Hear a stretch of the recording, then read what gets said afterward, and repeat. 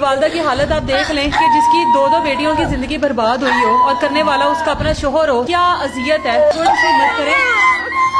आपने इतने साल इस तरह के आदमी से कैसे गुजारा कर लिया? अपने बच्चों की वजह। ये बच्चियां अपने वालिद के बारे में बात कर रही हैं। क्या कहते थे ये काम बाहर जाके किसी और के साथ करोगी तो मेरे साथ कर लो। हाँ जी। तो ये सिलसिला कब से शुरू हुआ है? 5-6 साल से। किस बहन के साथ शुरू हुआ है? पहले मुझे करने की कोशिश की है। मैंने कहा पापा आपको शर्म नहीं आती है, आप ऐसे कर रहे हो, मैं आपकी बेटी हूँ। फिर आगे से कहते नहीं मैं तो नहीं कुछ कर रहा। मैंने कहते तुझे मैं मामा से मार डलवाऊंगा, तू बदतमीजी करती है। और फिर उन्होंने मेरी छोटी बहन के साथ करने की। उसको कभी गैरत नहीं दिलवाई कि तुम मेरे बाप हो? कहती थी पापा ये क्या काम कर रहे हो। पापा कहते हैं चुप हो गए हैं, तुम्हें भी मैं मारूंगा। रोजों के महीने में पहली बार ये सब कुछ शुरू हुआ? हाँ जी। किसी को कभी बताया नहीं? इतने साल कैसे इस जुल्म को बर्दाश्त करती रही हो? मामा की वजह से। कितनी दफा बुलाते थे?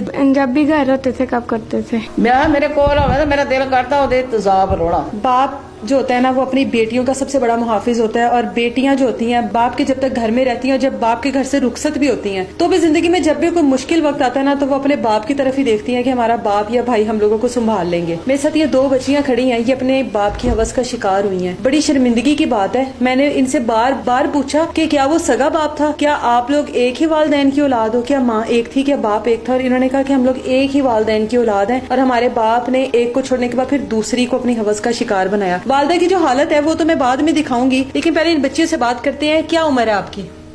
मेरी 14 उम्र है। 14 साल है। आपकी कितनी उम्र है? मेरी 18 साल। 18 साल है। आपका बाप क्या काम करता है? ड्राइवर है। ड्राइवर है? बस ड्राइवर है? हाँ जी। तो ये सिलसिला कब से शुरू हुआ है जो आपके बाप ने किया? ये तकरीबन 5-6 साल से। किस बहन के साथ शुरू हुआ है? पहले मुझे करने की कोशिश की है बट मैं उनकी बातों में नहीं आई हूँ, तो फिर उन्होंने मेरी छोटी बहन के साथ करने की। ये छोटी बहन है? हाँ जी। बच्चे कहाँ से शुरू हुआ ये सिलसिला? ये मेरे से 5 साल से हो रहा है। 5 साल से हो रहा है। तो किस तरह से शुरू हुआ? आपको कभी हुआ नहीं कि ये मेरा बाप है, या उसको कभी गैरत नहीं दिलवाई कि तुम मेरे बाप हो? नहीं, वो मैं कहती थी पापा ये क्या काम कर रहे हो। पापा कहते हैं चुप हो गए हैं, तुम्हें भी मैं मारूंगा।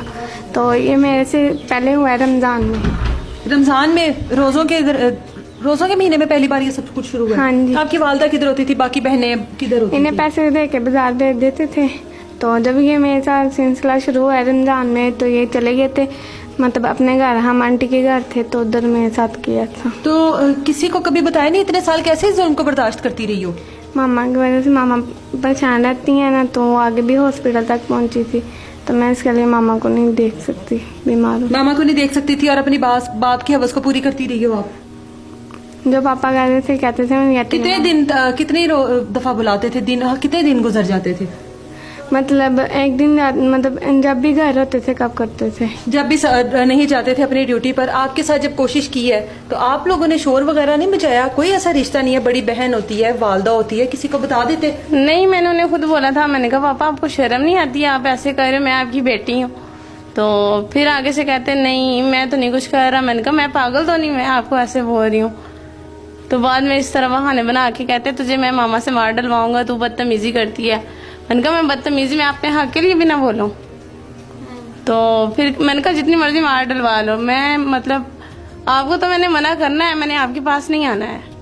मुझे कहते थे तुम बाहर ना जाया करो, या तुम भी यही काम किसी और के साथ करोगी।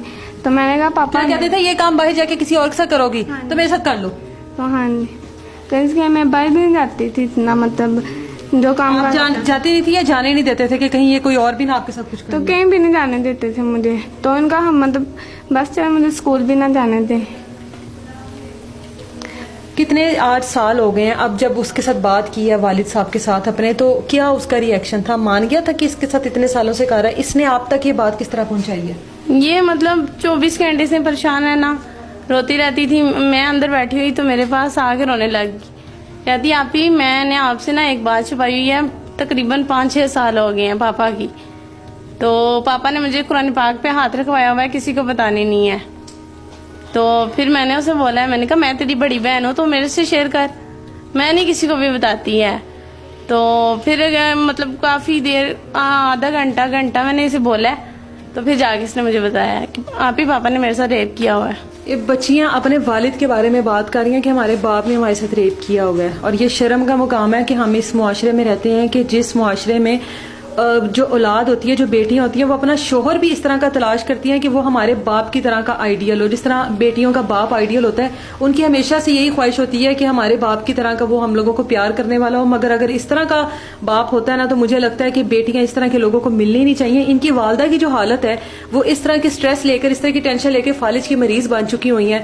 और उनका भी यही कहना है कि मेरा कभी इलाज नहीं करवाया। उसका इलाज करवाने की जरूरत ही नहीं है। जब वो अपनी बेटियों के साथ अपनी हवस पूरी कर रहा है, तो बीवी के ऊपर क्यों पैसा लगाएगा वो, या बीवी को इंसान क्यों समझता होगा जब उसकी सारी हवस इन मासूम बच्चियों से पूरी हो रही है। वालदा से भी बात करते हैं। अच्छा, ये मेरे साथ वालदा मौजूद हैं और वालदा की हालत आप देख लें कि जिसकी दो बेटियों की जिंदगी बर्बाद हुई हो और करने वाला उसका अपना शोहर हो, सगा बाप हो, उसके बाद ये क्या अजियत है। थोड़ी सी हिम्मत करें, थोड़ी सी हिम्मत करें प्लीज मामा।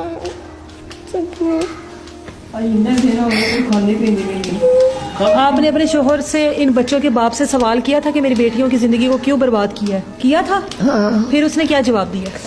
कहता कर ले जो करना है। कहता है कर ले जो करना है।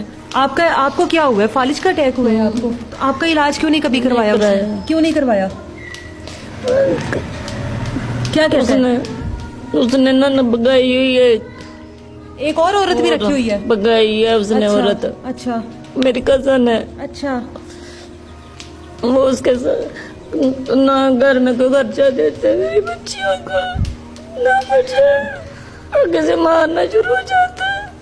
आपने इतने सारे इस तरह के आदमी से कैसे गुजारा कर लिया? अपनी बच्चियों की वजह से। तो अब बच्चियों की जो जिंदगी बर्बाद हुई है, वो देखा है? ओह, देखा है? वही साहिबा मरी। आपकी बेटी ने कभी आपसे शिकायत नहीं की? आपको नहीं पता था दामाद किस तरह का गंदा आंडा मिल गया आप लोगों को? कदी नहीं, पता नहीं लगा कभी? ना कदी नहीं पता लगा। तो ये अब जो आपकी नवासियों के साथ, ਉਹਨੇ ਫੋਨ ਕੀਤਾ, ਇਹਨਾਂ ਵੀ ਨਹੀਂ ਕੀਤਾ।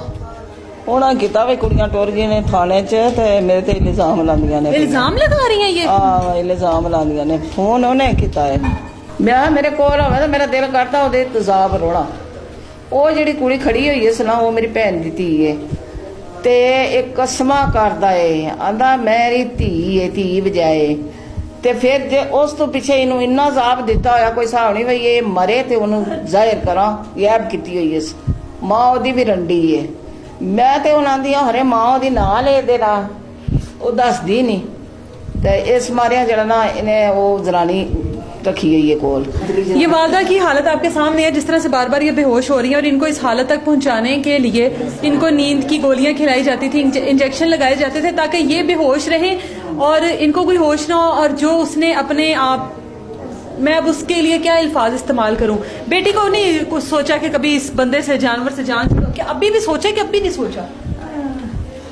मैं की सोचा, मैंने कोई दसिया तो मैं सोचा ना, मैंने मैंने कभी दसिया ही नहीं मैं की होया ते की। अब तो पता लग गया ना आपको कि आज तो पता लग गया है।